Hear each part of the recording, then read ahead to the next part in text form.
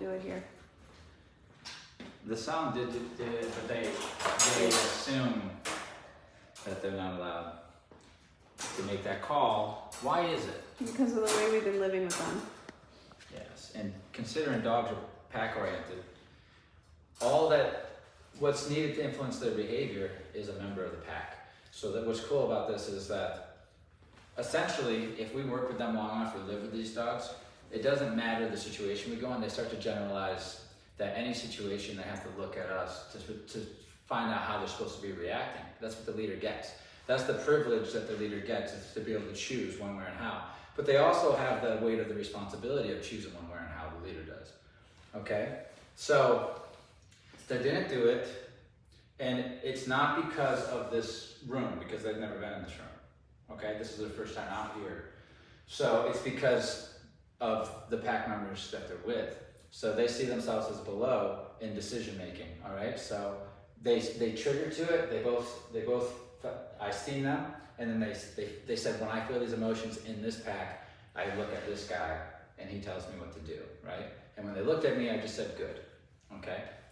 So it's really, relationship is really, really important with dogs, and I think that's why we love them so much, is because they're so relationship dependent. So we need to really focus on our dynamic in our relationship and how the dogs view us, okay? And that means all the small conversations. That means being able to break down situations and communicate to the dog what you like and what you don't like. That also takes commitment though, because it means we need to take time. So if we're about to let these guys out and somebody's struggling with something, if we're doing it the right way, we put everything on pause and we deal with what they're struggling with. Every time we put that on repeat, soon our dogs aren't really struggling with anything, okay?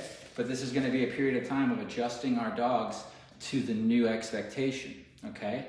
They have their old associations, and when they go home, they're going to try to go back to those old associations, and you're going to correct and then expect the new expectations. So you're gonna see the dog's associations fighting your new expectation, but if you deal with it right, like you're trained to here, the new expectations will become the new associations. And once we hit that point, that's when it's when we're not really working the dogs anymore. They're over the hump. We've done the work, and now we can just reap the rewards, okay? But yeah, of course, there's a period of time to establish the pack again, right? When they came here, they weren't under our control. We had to have experiences with them to establish our hierarchy and our training, which is our means of communicating. That's our common language. The common language doesn't equal me being a leader. Just because they can understand what I'm saying doesn't mean that I'm their leader. That's the relationship. So that's why we have the training, we have the common language, we can understand what we're saying to each other, but we also go after the relationship just like another dog would, okay? So because we have that element, these dogs are looking at us in the face of a trigger and saying, how should I respond? And that is all, they're being rewarded for that. That's all we want. We just want our dogs to take a pause and look at us to take direction. You cannot get that unless you're the leader, okay? You can't get it.